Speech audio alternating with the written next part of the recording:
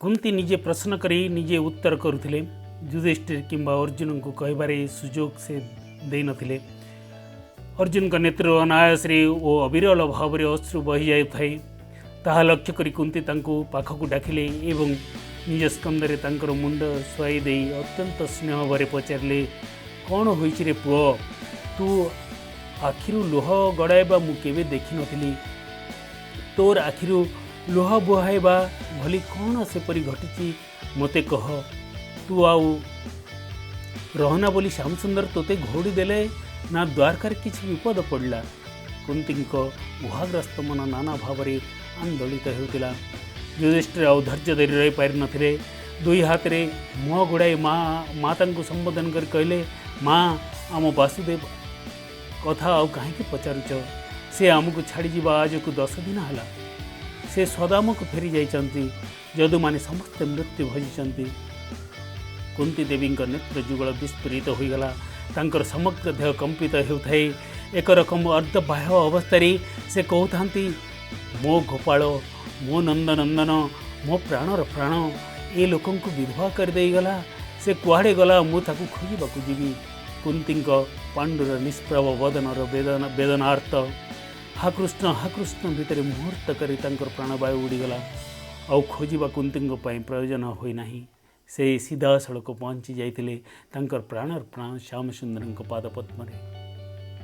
मो चैनल रे आपन को स्वागत करुच्ची। जदि मोर यूट्यूब चैनल को सब्सक्राइब करना ताले तले थिबा रेड कलर सब्सक्राइब बटन को क्लिक करी सब्सक्राइब करनियंतु।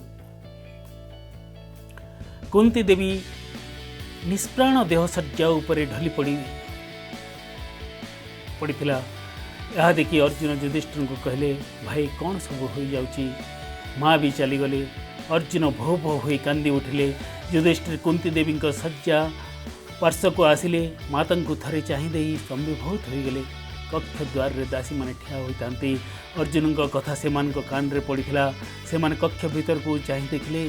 अर्जुन माता को मस्तक कोल रे धरी निज मुह रे हाथ गोड़ाई बसिचंती। से दृश्य देखी दासी माने धीर स्वर रे परस्पर को डकाटे कक्ष भीतर को पशि आसिले। कुंती देवी मृतदेह दर्शन रे आम अन्नपृष्ठा माँ चलीगले कही बड़ विकल स्वर रे से माने विलाप करुथिले। इतिमध्य मुहरु मुहकु होई ए दुसंवाद रानी हंसपुर रे पहुंची सारिथिला। अति अल्प समय भितर कुंती देवी वियोग वार्ता हस्तिनापुर सारा संचरी गला। रानी माने मुंड कोड़ी हुई बाहुनी बाहनी विलाप करुथंती। किसी समय पर उई हुंकार उई बाहरला भली नवरर एकाधिक पार्श्वर दल दल हो राणी माने ओ दासी माने कुंती देवी भवन आड़ को दौड़ी जाउथबा देखी भीम नकुल सहदेव भाई माने मंत्री माने एवं राजवरोधर भृत्य परिकर माने तुरंत सेठरे जाई पहुंचीतिले। से करुण दृश्य वर्णनातीत। स्वल्प काल पूर्वे अर्जुन फेरिले द्वारका खबर पाइबे बोली प्राणपूर्ण आनंद रे जो कुंती देवी अर्जुन पथ चाहि बसिले। तांकर हठात एभली मृत्यु घटिबा समस्त को अचंबित करथिला। देखिबा लोके शुणिबा लोके अबाक हो जाइतिले। राणी मानक रक्तझरा रोदन और दासी मानक उच्च कंठ क्रंदन शुणिथिले। पथर छाती मध्य पानी हुअंता। युधिष्ठिर समस्त को सांत्वना दे धैर्य धरवा को कहते। किसी समय पर से जेते बेले कक्ष बाहर को आसती मंत्री माने तांको निकट जाई कहले, महाराज आपण को धैर्य देखी आम विस्मित होचु। जो मातृदेवी को प्राणरू अधिक मणि आपण सेवा भक्ति करुथिले, आज तांकर वियोग रे आपण नेत्र रे लुह किपरि नाही आम बुझीपारुना। आपण कौन सतरे पथर गले। धर्मराज स्मित हसी कहले, मातृदेवी मरण मते सतरे निश्चित करिछि। मो दुख करिपारुना। से महाभाग्यवती। भगवान यह लोक छाड़ी स्वधाम को फेरी जाइथिबा वार्ता शुणिबा संगे संगे तांकर जीवन दीप लिभिगला। विच्छेद व्यथा भोग करने परिवर्ते से तांकर श्याम सुंदर निकट को चली जाइछन्ति। ए पथर हृदय पांडव मान केवल सब दुख दुर्दैव। भगवान के सन्निधि रे रही सब प्रकार आनंद तांक पाखरु अनुभव करी तांकर वियोग वार्ता शुणिबा परे आम हृदय जे फाटी जाई नाही, याठारु विचित्र आउ कौन होई पारे। आमे पथर संगे समान। आमर जदि प्रकृति रे भक्ति थांता आमे मध्य मांक भली देह छाड़ी पारिथांतु। आम जीवन ए भूमि को भार है से कि प्रयोजन अच्छी। कृष्ण वियोगर दुख सही न पारी कुंती देवी प्राण त्याग करने खबर जेबे नगरवासी माने शुणा पाइले श्याम सुंदर आउ नहांती बोली से दुख कुंती विच्छेद दुख को बलिगला। धर्मराज मुखर कृष्ण वियोग वार्ता श्रवण करी केते शुणा संगे संगे मूर्छित हो पड़े, केते पागल भली चित्कार कले, केते कांथरे मुंड कोड़ी हेले। जलंता काठगदारे किरोसिन ढालीदेले ताहा जेपरी चढ़ शब्द करी लेलिहान शिखारे जली उठे सेपरी कृष्ण और कुंती उभय विच्छेद दुख एकत्र मिशि जाई राजवरोध भितर एपरी एक क्रंदन रोल सृष्टि करथिला जे कहार कहवा क्या शुभु नथिला। एपरी अवस्था धर्मराज कक्ष भीतर को जाई राणी मान को प्रबोध करथिले जेपरी कहले जे बुझब सेपरी सांत्वना दे श्याम सुंदर और कुंती देवी वियोगर दुख करिवार किछि नहीं बोली से कही। निज निज संकल्प अनुसार से माने कार्य करिगले। एणिकी आम संकल्प सिद्ध करने आमको यथोचित पंथा ग्रहण करने को पड़ो। युधिष्ठिर अर्जुन पाखक जाई ठियाले उत्साह दे तीव्र वैराग्य भरे कहले अर्जुन उठ आउ विलंब करवा निष्प्रयोजन शीघ्र माता अंत्येष्टिक्रिया समापन करने को पड़ो। काली ही परीक्षितर राज्याभिषेक करी काली रात्रि काल आमको हस्तिनापुर छाड़ा पड़ो। ए घर संसार मते घोर लगे। अर्जुन वैराग्य युधिष्ठिर अपेक्षा तीव्रतर होता। मृत माता मस्तक निज कोलू उठाई से तकिया उपर रखिले। परीक्षित पट्टाभिषेक निमंते विहित आयोजन सकाशे नकुल और सहदेव को आदेश कले।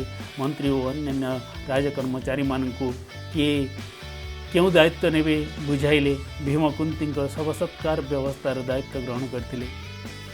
पांडव मान विचित्र निष्पत्ति शुणी एवं ताहा कार्यकारी करिवार आयोजन सबू देखी मंत्री पुरोहित गुरुजन समेत पुरवासी माने आश्चर्य आवेश और आकुलतार भितरे भितरे दही हेउतिले। सेमानक भितरे मध्य वैराग्य अंकुरी। राजभवन संसार विमुख कर्म तत्परता देखिले जेकोसी व्यक्ति आश्चर्य अवाक होता। हस्तिनापुर रे भालेणी पड़ी धृतराष्ट्र गांधारी विच्छेद फल युधिष्ठिर छाती करती होता। से श्याम सुंदर वियोग वार्तार वज्रघात हृदय फटाई देते। ताऊपरे माता कुंती परलोक गमन तांकर शव आहुरी श्मशान को जाए नहीं से संगे राज्याभिषेक आयोजन। एपरी अवस्था चक्रवर्ती संसार त्याग करी भाई मान को संगे अरण्यवासी हबार संकल्प। ए सब मिलाई देखिले ए प्रकार धैर्य और साहस केवल पांडव मान ठारे संभव। ता नहेले मात्र केते घंटा भितर शास्त्रोक्त विधि मातृ शव दहन संस्कार समापन करी ब्राह्मण मान को डकाई निराडंबर भाव में परीक्षित राज्याभिषेक शेष करने निष्पत्ति नियंते किपरि। सामंत राजा मान को किंबा इंद्रप्रस्थर बंधु मित्र मान को मध्य एथिलगे आमंत्रण करा जाए नहीं। भरत वंश चक्रवर्ती माने महा आडंबर सहकारी राज्याभिषेक अनुष्ठान करिथांती एवं सेति लगी मास मास धरी आयोजन चली थाए। किंतु आज पांडव माने मात्र केते घंटा भितरे हाथ गति थिबा सरंजाम नहीं ताहा करने जाउछंती। शीघ्र शीघ्र अभ्यंग स्नान आदि क्रिया समापन करी ब्राह्मण और पुरोहित मान को डकाई बालक को सर्वाभरण भूषित करी मंत्री मान गहन रे तांकु नहीं सिंहासन रे उपविष्ट करागला। राजा युधिष्ठिर स्वहस्ତରେ नवरत्न खचित स्वर्ण राजमुकुट बालक शिर रे पिंधाइला बेलको आखिर लुह गड़ाई नहीं। सेपरी लोक सेठरे किए नथिला। अतीतरे आनंदाश्रु और आशीर्वाद अक्षत अभिषेक रे धरुवा राज्यभार वर्तमान शोकाश्रुरे बहन करने को पड़ा। बालक महाराज और युधिष्ठिर केते चेष्टा करी सुद्धा आखिर लोभ रोकी पारु नथिले। उभय एक समय भो भो करी कांदी उठिथिले। ता देखिबा लोकंक हृदय कर्ती हो जाउथिला। विधर विधान किए न करिवो। जे समय रे जहा जेपरि करिवार कथा ताहा प्रारब्ध कराई थाए। विधि ही बाट कड़ाई नहीं मानव निमित्त मात्र। ये सबू देखु देखु महागुणवंत परीक्षित गोटाए समय सिंहासन उपर उठी युधिष्ठिर पाद उपरे एक रकम अजाड़ी पड़े। बालक हेले शुद्धा पितामहଙ୍କ आज्ञा अमान्य न करी से राज्यभार ग्रहण करिसंति सत्य किंतु तंकर विच्छेद सह करते किपरि अश्रु विजड़ित कंठरे अति दीन भाव युधिष्ठिर कहले प्रभु आपण जहाँ करेंगे करंतु मु ताहा शिरोधार्य करी किंतु मते छाड़ी जातु नहीं।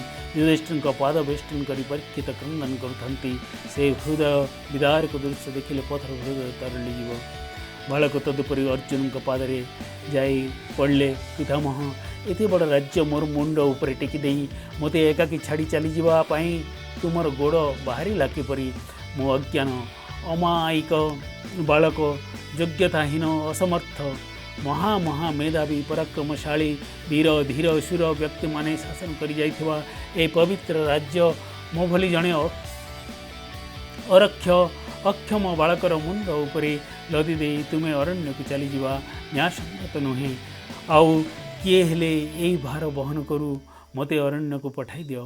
सुकुमार बालक नेत्रु उष्म अश्रु बही जाउथाई से पुणी कहले आनंदरे कंदमूलादि आहार करी पवित्र कर्म रे मोर समय मु सार्थक करती अन्यथा गुणवंत मंत्री मान हाथरे ए राज्यभार समर्पण करी मते तुम संगरे नहीं चल अरण्य रे तुम मान सेवा करी मु जीवन धन्य करी एपरि भाव रे प्रत्येक पितामहଙ୍କ चरण तले पड़ी बालक आकुति करवा किए देखी से न कांदी रही पारि नहीं बालकर करुण स्वर से हृदय विचलित करुला किए सेपरी पाषाण हृदय सेठरे थिला जे विकल न होई रही पारंता संसार त्याग निमंते दृढ़ संकल्प धर्मराज बालकर आरती अंतर भीतर वेदना अनुभव करुले मध्य बाहर तांकर कौनसी लक्षण प्रकाश न करी धैर्य धरी बालक को निज कोल रे बसाई गभीर स्नेह भरी सांत्वना दे कहले बाबुरे तू एपरी दुर्बल हो पड़ा उचित नुहे